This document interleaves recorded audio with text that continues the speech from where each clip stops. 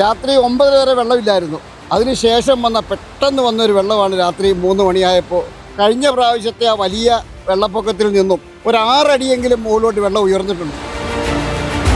ഇതാണ് ഇപ്പോൾ കിടക്കുന്ന ഈ പാലത്തിൻ്റെ അവശിഷ്ടം. ഈ 7 മാസം മുമ്പ് പണിത് തീർത്ത് വെച്ചിരിക്കുന്ന ഈ പാലം. അന്നേ ഞാൻ പറഞ്ഞതാ ഈ പാലം ഇങ്ങനെ പണിതാൽ നിൽക്കില്ല എന്ന്. ഞാൻ നമ്മുടെ എഞ്ചിനീയറെ നേരിട്ട് ചെന്ന് കണ്ട് ഈ പുഴ ചാടി ചെന്ന് എഞ്ചിനീയർ അക്കരെ വന്നപ്പോൾ ഞാൻ അവിടെ ചെന്ന് എഞ്ചിനീയറോട് പറഞ്ഞു.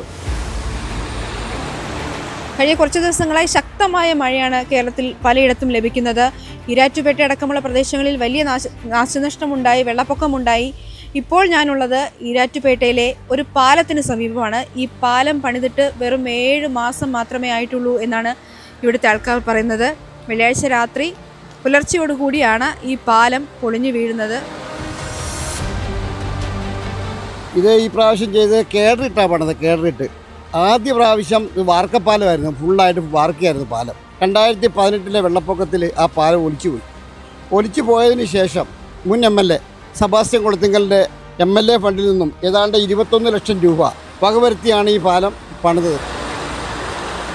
ആ പാലം പണിതതിന് ശേഷം ആ 7 മാസം കഴിഞ്ഞപ്പോൾ ഈ കഴിഞ്ഞ വെള്ളിയാഴ്ച, അതായത് വെളുപ്പിന് ശനിയാഴ്ച പുലർച്ചെ എന്ന് പറയുന്നത് ശനിയാഴ്ചയാണ്, ഏതാണ്ട് ഒരു 2:45-3 മണിയോടുകൂടി വെള്ളം ശക്തമായിട്ട് വരികയും അതുപോലെ തന്നെ ആ പാലത്ത് കേടറിട്ട് പണിതത് കൊണ്ട് ആ കേടറയിൽ ഒരുപാട് ചപ്പ് ചവറുകൾ വന്നിരിക്കുകയും മരമൊക്കെ ഒടിഞ്ഞ് മരം വന്ന് ഇതേ തട്ടി അത് അതേപടി ഒലിച്ചുപോയി.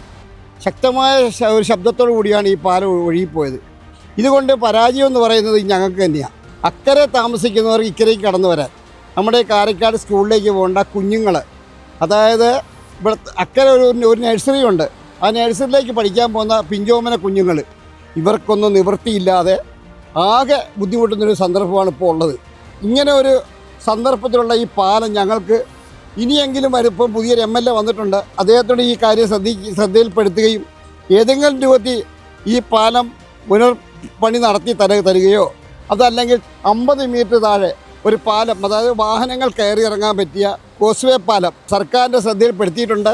സർക്കാർ അതിന് ഏതാണ്ട് 9 ലക്ഷം രൂപ വകവരുത്തിയിട്ടുണ്ടെന്നാണ് LDFൻ്റെ ഭരണകാലത്ത് പറഞ്ഞത്. ചേട്ടാ, ഇത് വലിയൊരു അപകടമല്ലേ ഒഴിവായത് ഈ രാത്രി ആയതുകൊണ്ട് തന്നെ? അയ്യോ, ആണോന്നോ? എന്നിട്ടൊരു ഒരുപാട് നഷ്ടമുണ്ടായി.